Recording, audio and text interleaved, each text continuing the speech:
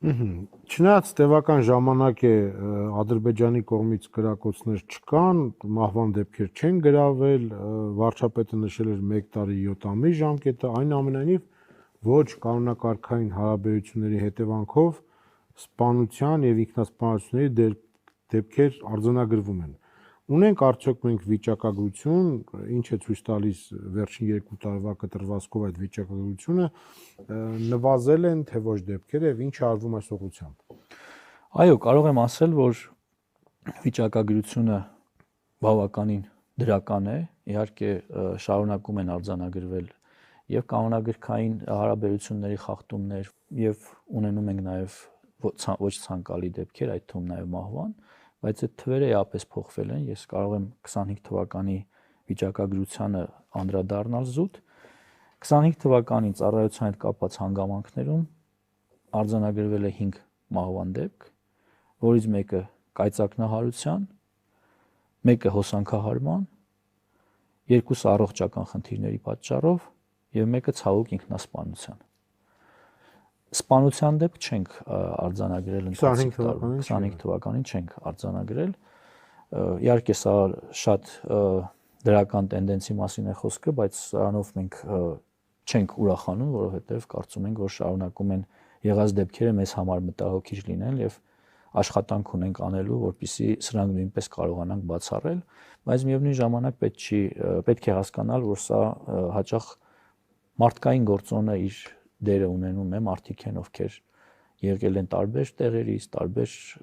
արժեհամակարգով ու այդ իսկ պատճառով 26 թվականը հռչակելու ենք մեզ համար որպես քրեական ենթամշակույթի դեմ պայքարի տարի։ Ինչ եք անելու դրա համար։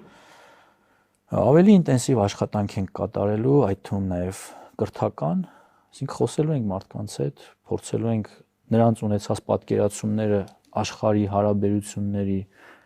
մարդկային հարաբերությունների մասին տեղափոխել քաղաքակիրթ տիրույթ, որպեսզի մարդը հասկանա, որ կա երկրում վերահսկողության մեխանիզմները։ Այո, հիմա այն ինչի մասին խոսեցինք, դա նույնպես ռազմական ոստիկանության աշխատանքի արդյունքների մասին է։ Դուք գիտեք, որ մենք տարածքներ ունենք, որոնք գտնվում են Ադրբեջանի զինված ուժերի հսկողության տակ։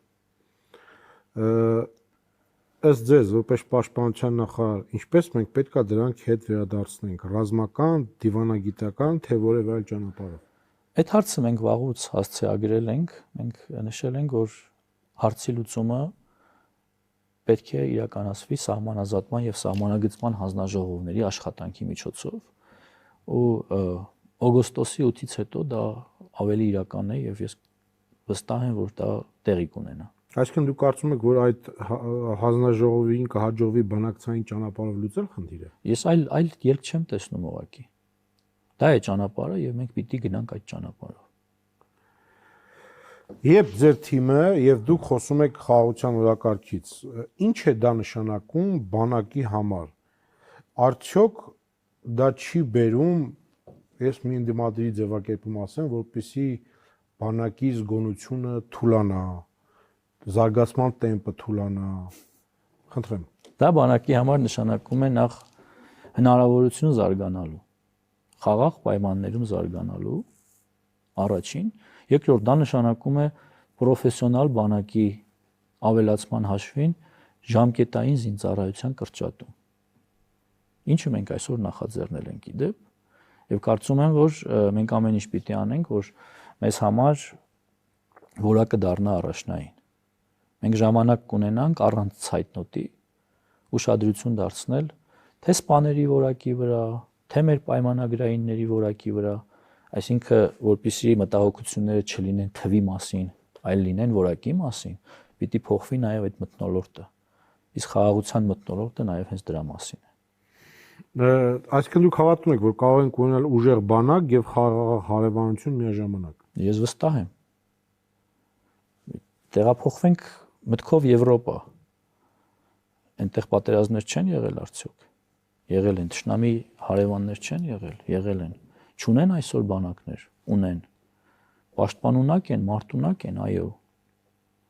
Ինչ նախանգարում, որ նույնը տեղի ունենա մեր տարածաշրջանում։ Իսկ ընդհանրապես սահմանագծում ինչպիսին է իրավիճակը, ինչպես ասում օպերատիվ իրավիճակը։ Սահմանում թե սահմանագծում։ Հա, սահմանում ինչպիսին է իրավիճակը։ Իրավիճակը նախ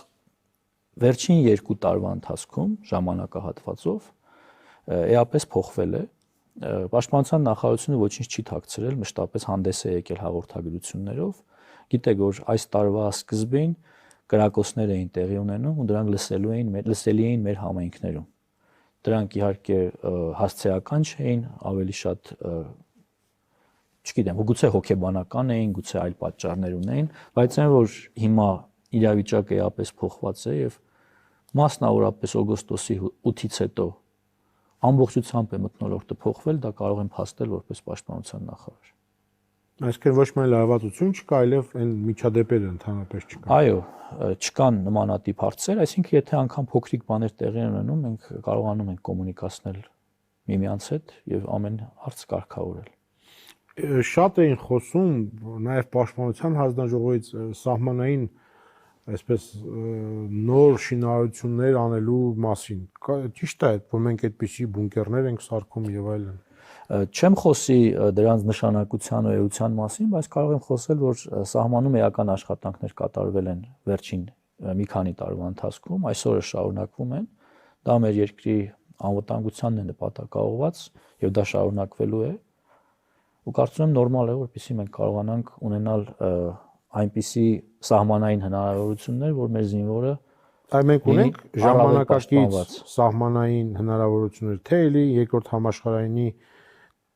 ունենք տենց կոնսերվա պագրիշկա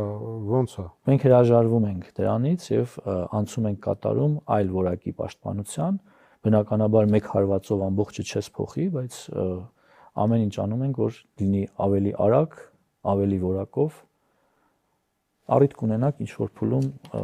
կծանոթանաք նաև հարություններ կծանոթանա։ Շնորհակալություն։ Ես եմ շնորհակալ։